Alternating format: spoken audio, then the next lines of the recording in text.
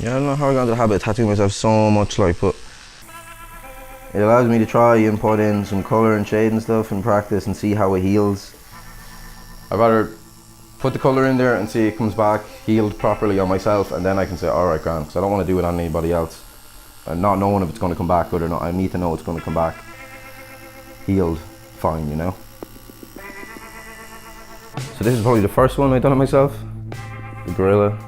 Second one I done it myself, the noose, dagger, little umbrella, homeward.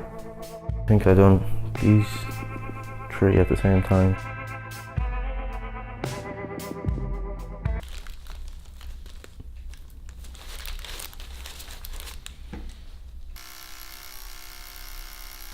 Like with any sort of art, whatever you're doing, you know, you can have a job or you can have a lifestyle.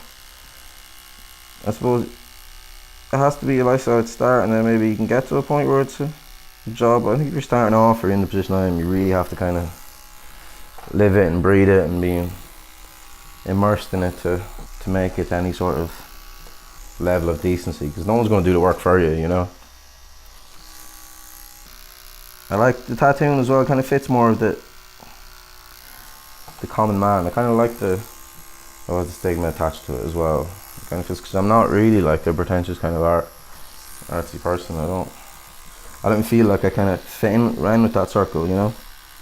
People come in and get tattoos, they don't really have to know about art, care about art, you know. It's kind of for the common normal folk, but yeah, it's the most permanent type. Like, you're not getting rid of it. I know, you do a drawing, it's cool, like, I like, you know, but when you put it on skin, it's just something more visceral, like, when it's on skin. It was frowned upon in college.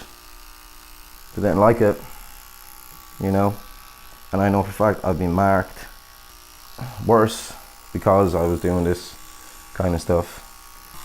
But I think I'm not really trying to convince anybody that it's an art form in the college anymore. People like what they like. How much does a apprentice tattoo artist make?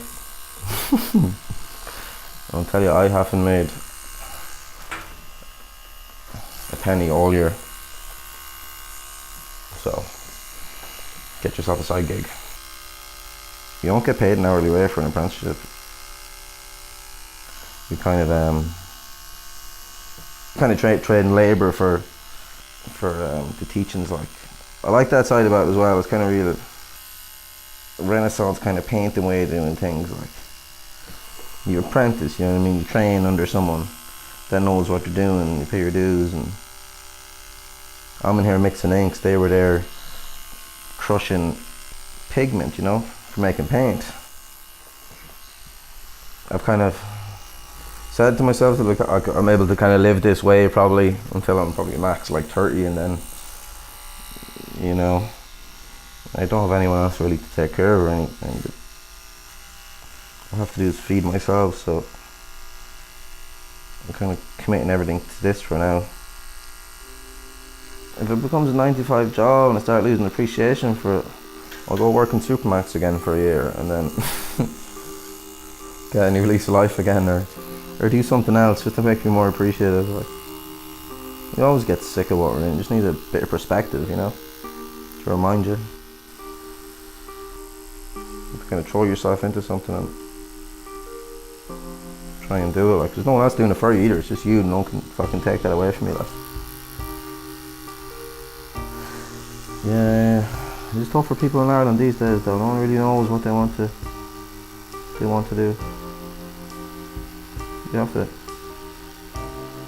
I was kind of waiting around to kind of find what you know, I don't know what I want to do yet, and I'll find. You have to kind of just make a step in some direction, and then you'll end up somewhere else. But a step in any direction is better than no steps at all, you know.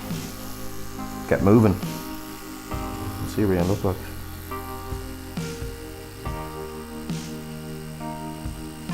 Do you consider yourself lucky? Yeah, big time.